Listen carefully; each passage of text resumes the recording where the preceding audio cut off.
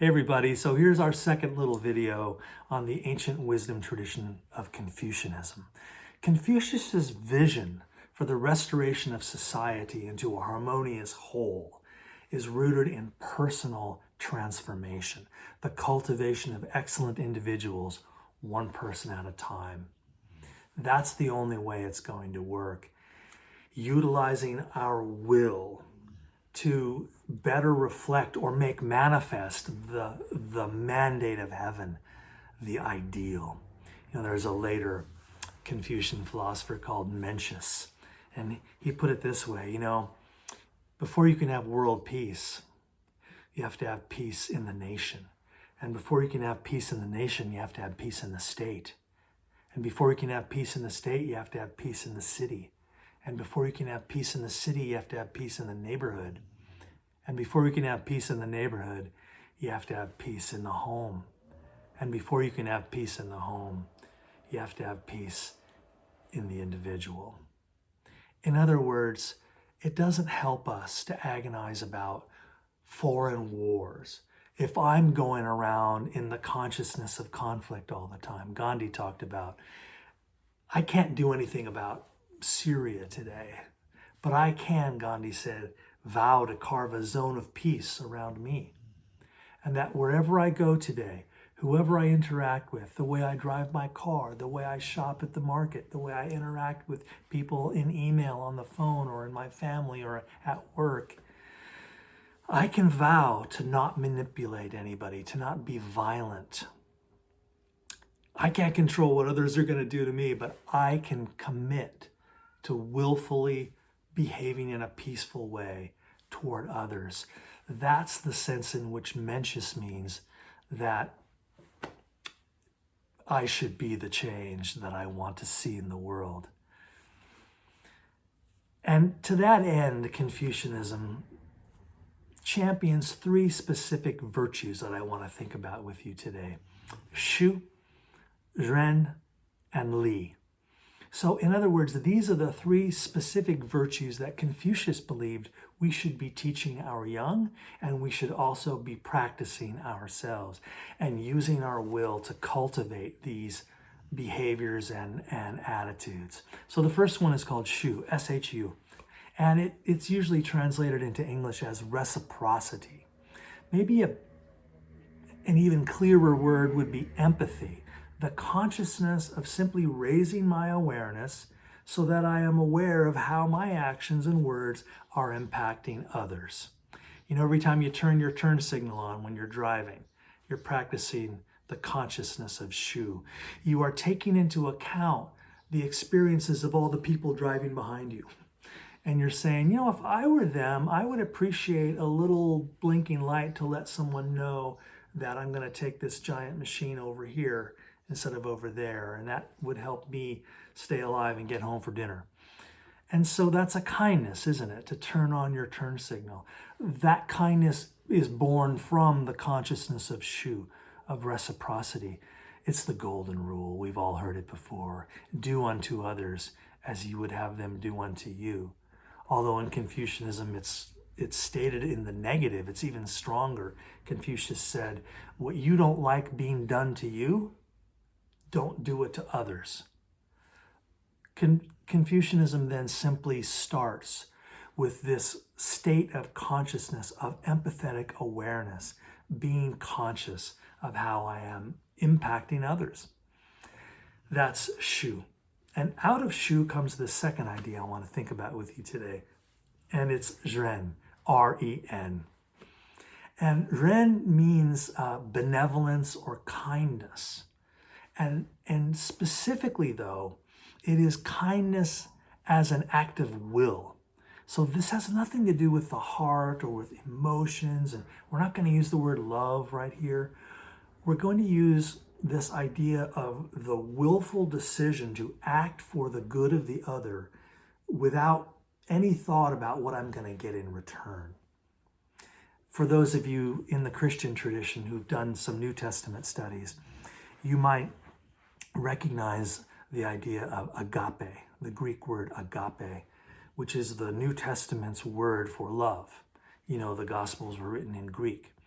And when Jesus says, love your enemy, the gospel word there is agape, meaning the same thing as Ren. It means think about what you can do to serve the other, to take care of the other, without any consideration at all about how that's going to benefit you. So this is selfless service, unconditional love, you might say. And what's key for Confucius is, again, I just have to emphasize this one more time. This is an act of the will. It is not a sentiment. In fact, you have to choose it sometimes and override your personal revulsion, override your personal animosity or distaste for that other person and what they're doing right now. We do it all the time. We check our words, we check our pen, you hit pause on the email, and you just show a little restraint out of the will in order to practice conscious, willful kindness. That's Ren. And then thirdly, and I think this is the biggest idea in our little talk today, is the idea of Li, L-I, Li. It usually is translated as ritual or propriety or decorum. This is the action step of these three ideas. Shu, reciprocity, Ren, benevolence or kindness, and now Li, the behaviors, the actions that demonstrate empathy and kindness, the actions that bring down into the real world empathy and kindness. It's one thing to be kind in your mind. It's another to actually show up that way and walk the walk. You know what I mean. And so Li are all of the actions that manifest Shu and Ren. How about just thinking of it as respectful behavior? We're talking about things like etiquette and courtesy and manners. Again, the simple way that we hold the door for one another, or say thank you when someone gives us something. And here's where it gets a little complicated. Because if you're reading the Analects, if you're reading about ancient China in Confucius's time, he has a lot of specific advice about how to practice Li in the context of his culture. But I have a question for you here. I don't think our goal is to become like ancient Chinese people.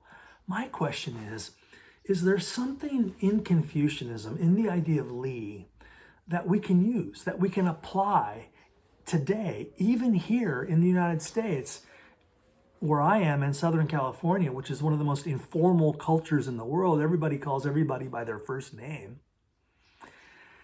Is there something that we can do here in our multicultural culture where we do not all share one Li? You know, in Confucius's time, everybody was Chinese and lived in multi-generational homes, and there was a lot of sociological continuity. But you and I live in a global culture where cultures from all over the place are mixing together gloriously. And so our question is there a universal Li that we can agree on?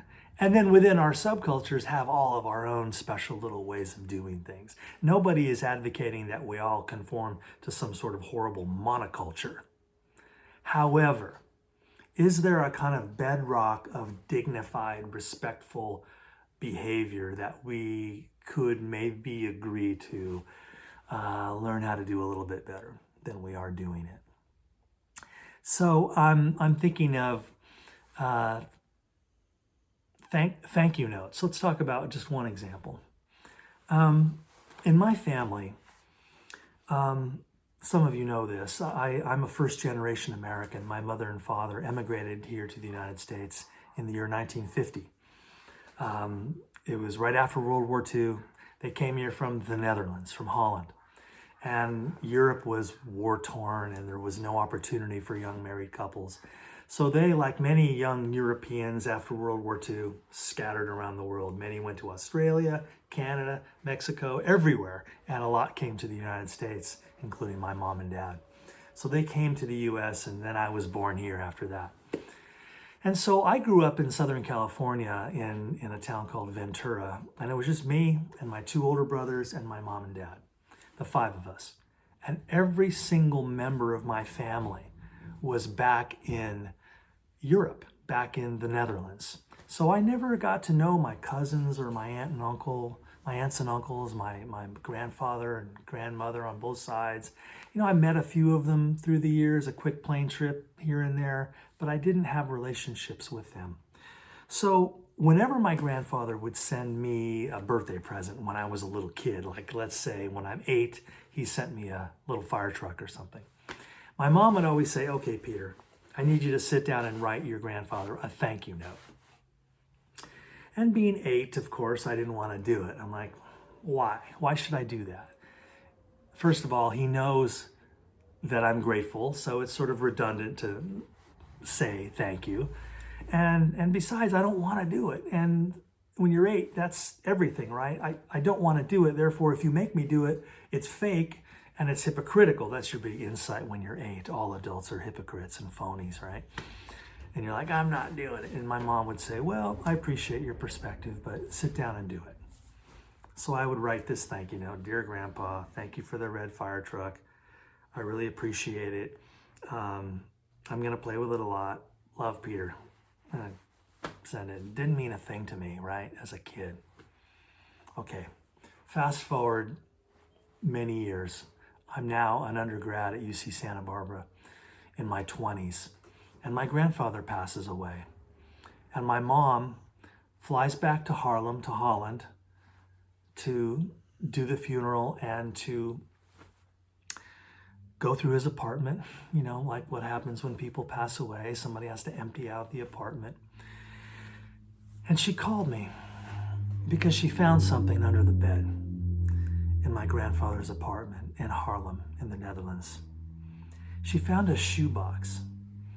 And in this shoebox were all of the thank you notes that I and my brothers had written to my opa, my grandfather, over the years.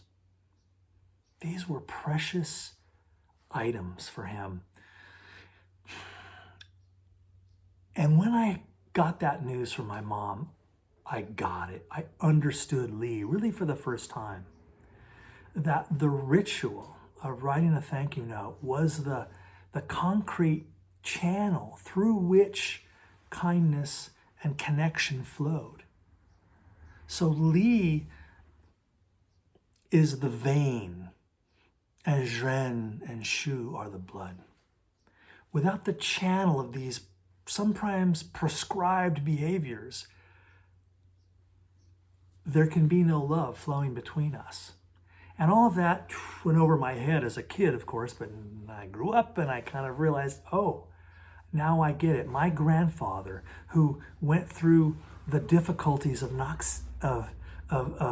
Nazi occupation, all those horrible years through the Second World War, with his daughter, my mom, Amy, a young teenager during those years, and their starvation, and they're begging for food, and the nightmare of the war, and then the war ending, and then my mom meeting a nice guy and getting married, and my grandfather sending his only daughter and her husband off to America to start their lives on the other side of the world, and him getting these thank you notes from his grandsons and me in particular, in this story anyway. Those thank you notes ended up being the chains that bound our family together in a way that I could not understand as an 8-year-old. So my question is, in what ways can you and I begin to incorporate more Li into our lives? It doesn't have to cost anything, but creating conscious opportunities for connection, conscious rituals, that cup of tea, that kindness manifested in behavior. Is this how we are going to bind our culture back together? I think you and I know the answer to that question. It's a huge, resounding yes.